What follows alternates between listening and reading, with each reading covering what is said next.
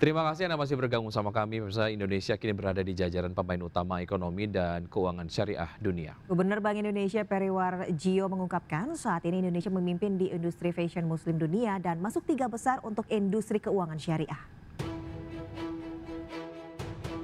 Indonesia kini berada di jajaran pemain utama ekonomi dan keuangan syariah dunia.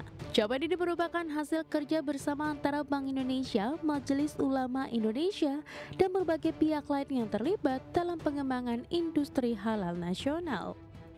Dalam Sarasehan Ekonomi Syariah Nasional 2025, Gubernur Bank Indonesia Peri Warjio mengungkapkan saat ini Indonesia memimpin di industri fashion muslim dunia dan masuk 3 besar untuk industri keuangan syariah. Selain industri fashion dan keuangan syariah, Indonesia juga kini tengah membidik untuk menjadi pusat industri makanan halal dunia.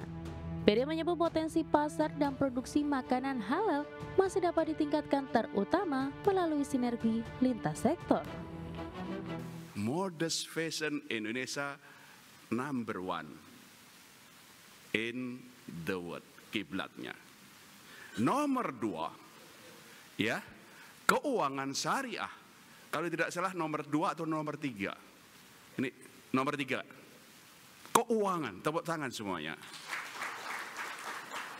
Yang kita harus kejar adalah untuk halal food. Yang kita harus kejar untuk bagaimana, tapi tetap one of the 5 global player. Bank Indonesia juga terus memperkuat kolaborasi dan memberdayakan komunitas akar rumput, terutama pondok pesantren sebagai kunci dari kemajuan ekonomi syariah Indonesia. Dari Jakarta, Tim Liputan IDX Channel. Ya, selanjutnya pemerintah menilai Indonesia memiliki potensi besar untuk tumbuh melalui pengembangan ekonomi syariah. Menteri Keuangan menjelaskan bahwa berbagai program strategis pemerintah saat ini memerlukan peran insan pelaku ekonomi syariah untuk dapat berkontribusi dalam membangun pengembangan ekonomi syariah di tanah air. Salah satu fokus yang dilakukan pemerintah saat ini adalah mendorong berbagai program pengembangan ekonomi masyarakat seperti pembentukan Koperasi Merah Putih hingga program makan bergizi gratis. Menteri Keuangan Sri Mulyani Indrawati menilai sebagai negara mayoritas muslim dan memiliki kekuatan ekonomi besar, Indonesia memiliki peluang untuk mengisi strategi pembangunan dengan prinsip ekonomi syariah. Dengan berbagai program yang digulirkan dan besarnya dana APBN yang digunakan, maka Sri Mulyani berharap seluruh insan pelaku ekonomi syariah dapat mendorong pengembangan ekonomi syariah melalui pemanfaatan program tersebut. Kita akan bicara lebih dari 250 triliun di setiap desa dan kelurahan.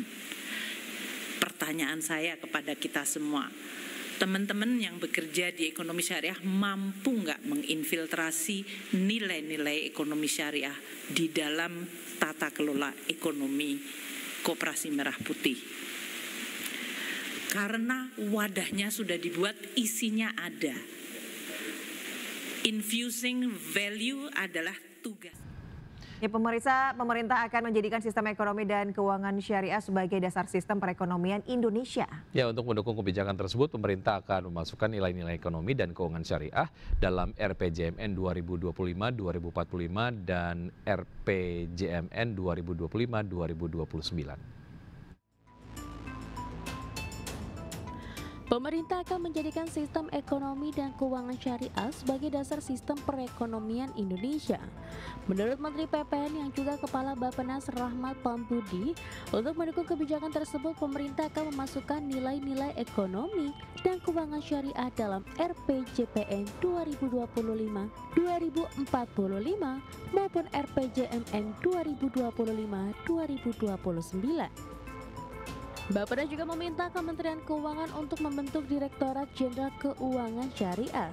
Pembentukan Ditjen Keuangan Syariah diakui sebagai bagian dari upaya menciptakan sistem ekonomi Indonesia berbasis syariah ke depannya. Jadi apapun namanya, yang penting ekonomi syariah ada di lahir dan batin kita, sehingga tahun 100 tahun Indonesia Merdeka, kita tidak hanya melahirkan Indonesia yang berkeadilan, tapi juga Indonesia yang memberikan berkah bagi ke ekonomi dunia. Terima kasih. Berdasarkan catatan Bappenas, aset keuangan syariah Indonesia juga disebut-sebut masih berada di posisi ke-7. Total aset keuangan syariah hingga saat ini baru sebesar 10.357,90 triliun rupiah, sedikit naik dari catatan pada 2024 yang sebesar 9.927,20 triliun rupiah.